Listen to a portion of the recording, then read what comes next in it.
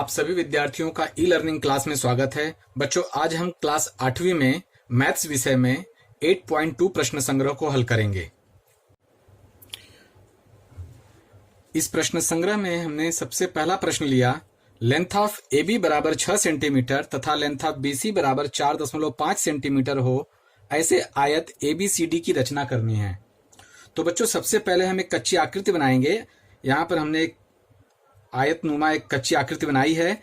इसका नाम देंगे ABCD। यहाँ ध्यान देने वाली बात यह है कि जब चतुर्भुज का नामांकन करेंगे तो यह क्रमशः होना चाहिए, न कि AB एक तरफ और C सीधे उसके सामने और D यहाँ, ऐसे नहीं करना है। ये क्रमिक नाम ही होना चाहिए। और इसके बाद जो उसका माप दिया है, लेंथ ऑफ AB बराबर दिया है 6 सेंटीमीटर, तो यहाँ लिखेंगे 6 सेंटीमीटर।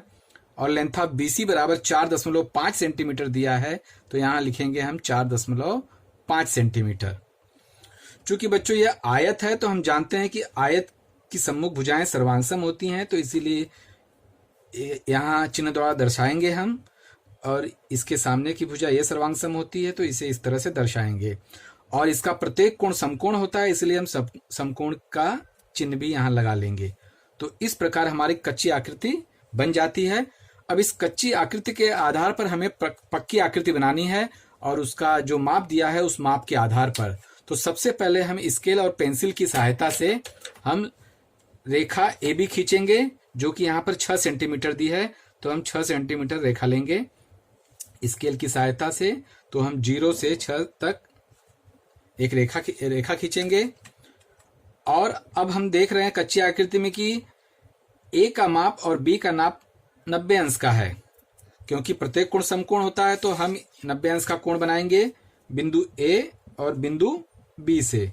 तो चांदे का केंद्र बिंदु हम A के बिंदु पर रखेंगे, और लाइन के ऊपर लाइन आनी चाहिए इस प्रकार, और 90 के ऊपर हम निशान लगा लेंगे।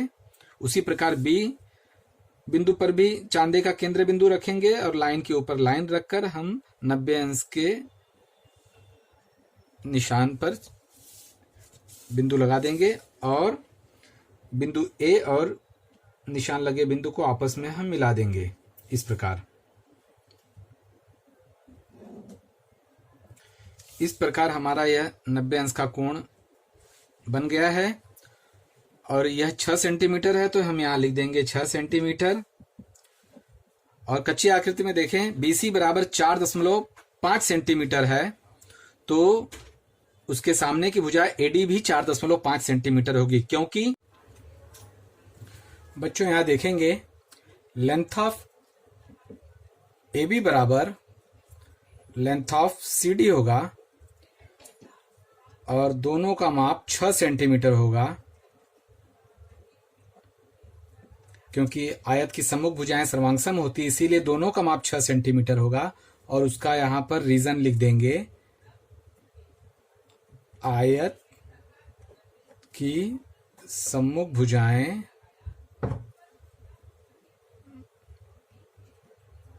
सर्वांगसम होती हैं।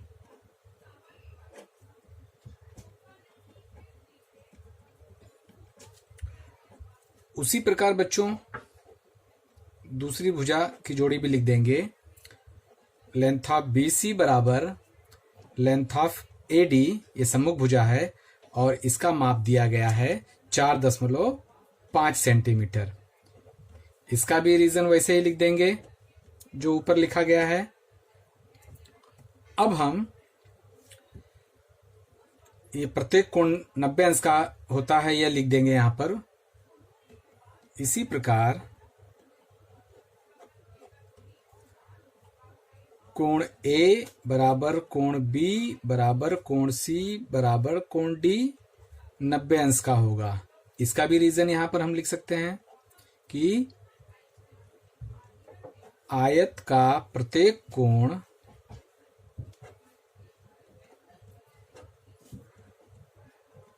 समकोण होता है। इस आधार पर बच्चों अब हम रचना करेंगे आगे। 4.5 माप लेंगे, 4 के आगे छोटी छोटी 5 लाइन और 0 पे।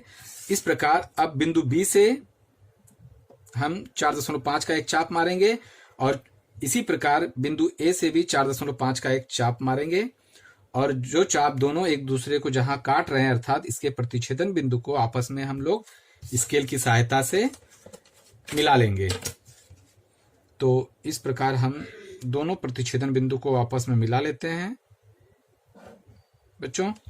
तो देखिए ये आयत की रचना हो गई है और इसका नामकरण जैसे कच्ची आकृति में दिया गया वैसे कर लेते हैं। यहाँ पर हम C और यहाँ पर D नाम देते हैं और ये इसके सम्मुख सर्वांग सम है, ये इसके सम्मुख सर्वांग सम है और इसका माप 6 सेंटीमीटर तो इसका भी 6 सेंटीमीटर होगा और इसका माप 4.5 सेंटीमीटर है तो इसका माप भी 4.5 सेंटीमीटर होगा। बच्चों इस प्रकार हमारी पहले प्रश्न की रचना तैयार हो गई है। आयत ABCD तैयार हो गया है। अब हम दूसरे प्रश्न की ओर जाएंगे। अब हम दूसरा प्रश्न लेते हैं। प्रश्न दिया गया है भुजा 5.2 सेंटीमीटर वाले वर्ग WXYZ की रचना करनी है। तो हम एक कच्ची आकृति बना लेते हैं। WXYZ वर्ग की एक कच्ची आकृति बना लेंगे। तो बच्चों जैसा कि हमें मालूम है वर्ग की सभी भुजाएं समान होती हैं और उसका प्रत्येक कोण समकोण होता है अर्थात 90 अंश का होता है। तो उस प्रकार एक कच्ची आकृति बना लेंगे और प्रत्येक कोण को 90 अंश दर्शा देंगे और उसका नामांकरण कर देंगे।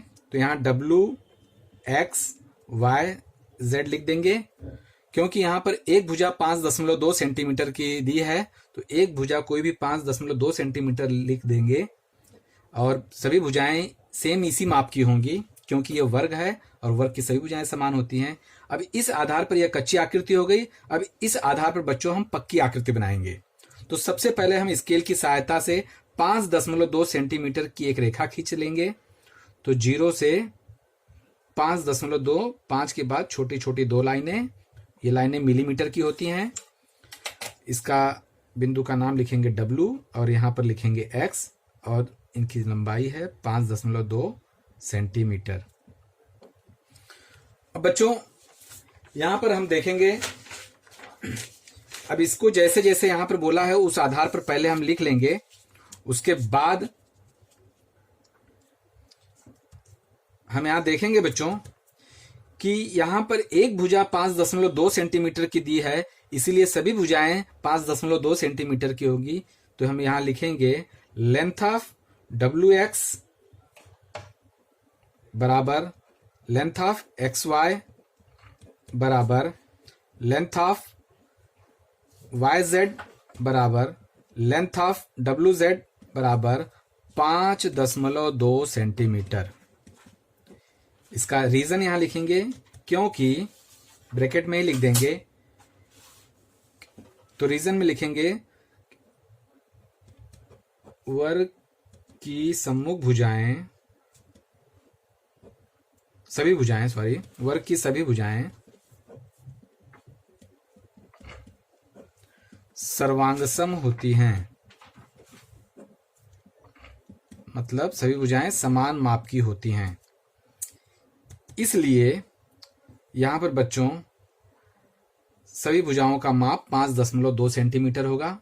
उसी प्रकार वर्ग का प्रत्येक कोण समकोण होगा, 90 अंश का होगा। यदि एक कोण यहां पर x है बराबर वही कोण y है, वही कोण का माप यहां पर इसके पहले हम W लिख देते हैं ताकि एक क्रम में रहे, WXY और यहाँ Z और इन सभी का माप 90 अंश का होगा। इस माप के आधार पर ही हमें इसकी रचना करनी है। तो यहाँ रीजन लिख देंगे वर्ग का प्रत्येक कोण समकोण होता है। इस आधार पर बच्चों अब हम रचना करेंगे। अब हमें W से 90 अंश का कोण लेना है बिंदु W से। तो चांदे का केंद्र बिंदु W पर और लाइन के ऊपर लाइन 90 अंश का यहाँ चिन्ह लगा दिया। और उसी प्रकार बिंदु X से 90 अंश का कोण लेना है। तो यहाँ केंद्र बिंदु के ऊपर बिंदु 90 अंश का चिन्ह लगा के इनको आपस में हमने यहाँ पर मिला दिया।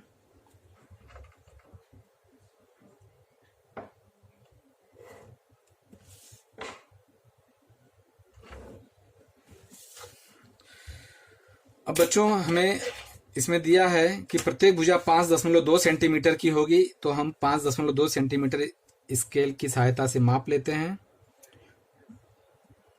और 5.2 सेंटीमीटर का चाप हम एक्स से लगाएंगे। कुछ यहाँ पर कटता है और इसी प्रकार बिंदु W से एक चाप लगाएंगे 5.2 का, और जहां पर एक दूसरे को ये प्रतिच्छेदित करते हैं उनको आपस में हम मिला देंगे। तो इस प्रकार बच्चों ये वर्ग की रचना होती है। जैसे कि कच्ची आकृति में दिया गया है वैसे इसका नामांकन कर देंगे WX Y Z, और इसका प्रत्येक भुजा समान होती है इसीलिए समान चिन्ह दर्शा देंगे, और प्रत्येक भुजा का माप 5.2 सेंटीमीटर हम यहाँ पर लिख देंगे जैसा कि कच्ची आकृति में बताया गया है। तो इस प्रकार बच्चों प्रश्न दूसरे का वर्ग की रचना WXYZ की रचना इस प्रकार हुई। अब हम तीसरा प्रश्न लेते हैं। प्रश्न इस प्रकार है, भुजा 4 सेंटीमीटर तथा मापकोण के बराबर 75 अंश हो तो ऐसे समचतुर्भुज चतुर्भुज KLMN की रचना करनी है। तो यहां पर हम प्रश्न क्रमांक तीसरा सबसे पहले कच्ची आकृति बनाएंगे समचतुर्भुज की। तो एक अंदाजा चतुर्भुज की हम समचतुर्भुज की एक आकृति बना लेते हैं और उसका नाम यहां दिया है चतुर्भुज KLMN। उसके बाद यहाँ पर K का माप 75 अंश दिया है बच्चों, इसीलिए मैंने K को नीचे से स्टार्ट किया क्योंकि वहां पर उसका कोण का माप दिया हुआ है ताकि हमें रचना करने में आसानी हो सके। और यहाँ पर भुजा दी है 4 सेंटीमीटर। तो बच्चों एक भुजा 4 सेंटीमीटर कोई भी लिख लो। अब इसके गुणधर्म के आधार पर इस समचतुर्भुज की रचना करनी है। तो यह एक कच्ची आकृति है, इसमें भुजा थोड़ा कम ज्यादा हो सकती है। तो हमें सबसे पहले याद रखना पड़ेगा समचतुर्भुज की विशेषता क्या है, गुणधर्म क्या है। तो बच्चों समचतुर्भुज की हमें सबसे पहले ये जानना है कि समचतुर्भुज की जो चारों भुजाएं होती हैं वह समान होती हैं और इसके सम्मुख कोण सर्वांगसम होते हैं। अर्थात यदि K का माप 75 डिग्री है तो M का भी माप 75 डिग्री होगा। और चूंकि हमें मालूम है कि चतुर्भुज के चारों कोणों के मापों का योग 360 अंश होता है, तो इसे आपस में जोड़कर 360 से घटाएंगे तो इन दोनों कोणों के मापों का योग आ जाएगा और इसे 2 से भाग दे देंगे तो प्रत्येक कोण का माप आ जाएगा। तो इस तरह से पहले इसके माप को ज्ञात करना है, उसके बाद इसकी रचना करनी है। तो सबसे पहले हम यहां लिखेंगे बच्चों समचतुर्भुज की भुजाएं सर्वांगसम होती हैं।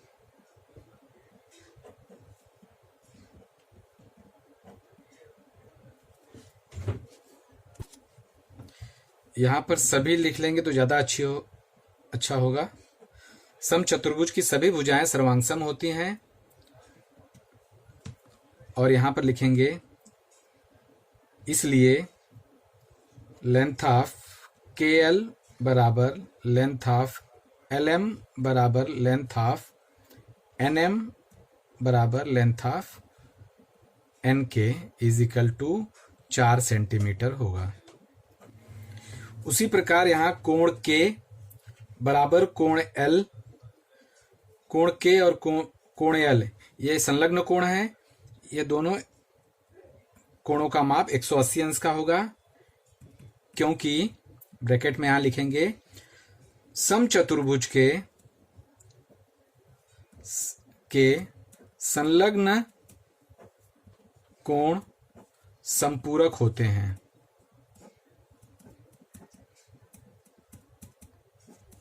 बच्चों संपूरक कोणों के मापों का योग 180 अंश का होता है, यह हम जानते हैं। तो इसीलिए यहां पर हमने दोनों को यहां पर जोड़ का चिन्ह दिखाना है कि इसका योग 180 अंश का होगा। यहाँ पर हमने दर्शा दिया है। इस प्रकार हमें यह ज्ञात हो जाता है कि कोण L बराबर कितना हो जाएगा माइनस, यहाँ पर देखेंगे बच्चे K का माप 75 अंश है तो यहाँ पर 75 अंश घटा देंगे तो कोण L बराबर 180 अंश में से 75 अंश घटा देंगे तो हमें प्राप्त होगा 105 अंश। इसे एक बार ही लिखना है, तो कोण L बराबर 105 अंश का होगा, अर्थात हमें इसे 105 अंश का कोण बनाना है। अब हम बच्चों रचना करेंगे। कच्ची आकृति हमारी तैयार है और हमें कोण L भी ज्ञात हो गया है, तो अब हमें रचना करने में आसानी होगी। तो सबसे पहले हम स्केल 4 सेंटीमीटर लेंगे, तो हम स्केल की सहायता से 4 सेंटीमीटर रेखा खींच लेते हैं और उसका नाम देते हैं बिंदु K, बिंदु L, और यहाँ लिखते हैं 4 सेंटीमीटर। अब यहाँ पर देखेंगे कि बिंदु K 75 डिग्री का बनाना है हमें, तो यहाँ पर बिंदु K पर चांदे का केंद्र बिंदु रखेंगे और KL रेखा पर चांदे की निचली रेखा ऊपर ऐसे रखेंगे ताकि निचली रेखा ढक जाए, और 75 अंश का कोण बनाना है, अर्थात न्यून कोण है तो उस बिंदु के सामने वाली भुजा से हमें 75 अंश देखना है। तो यहाँ 70 है और यहाँ पर छोटी छोटी 5 लाइनें 75, इस तरह से निशान लगाकर बिंदु K से निशान लगे बिंदु को आपस में हम मिला देंगे। इस प्रकार यहाँ पर लिख देंगे 75 अंश। उसी प्रकार हमने L ज्ञात किया 105 अंश, तो हम बिंदु L पर चांदे का केंद्र बिंदु रखेंगे, लाइन के ऊपर लाइन रखकर 105 अंश चूंकि अधिक कोण है इसलिए लाइन के ठीक विपरीत दिशा की ओर से हम 105 अंश लेंगे। तो यहाँ देखेंगे कि 100 और 110 के बीच ये बीच की लाइन 105 अंश की होगी, इसे भी हम आपस में मिला लेंगे। तो ये 105 अंश का कोण बन गया, यहाँ हम दर्शा देंगे 105 अंश। और चूंकि बच्चों हमने देखा भी कि समचतुर्भुज का प्रत्येक कोण एक दूसरे के सर्वांगसम है, इसीलिए अगर एक की भुजा 4 सेंटीमीटर दी है तो प्रत्येक भुजा 4 सेंटीमीटर की होगी। इसीलिए हम गोला प्रकार और पेंसिल की सहायता से 4 सेंटीमीटर माप लेंगे और 4 सेंटीमीटर का चाप दोनों बिंदुओं से लगाएंगे, एक यहाँ पर और एक यहाँ पर। इनके प्रतिच्छेदन बिंदु को थोड़ा गाढ़ा करके आपस में मिला देंगे।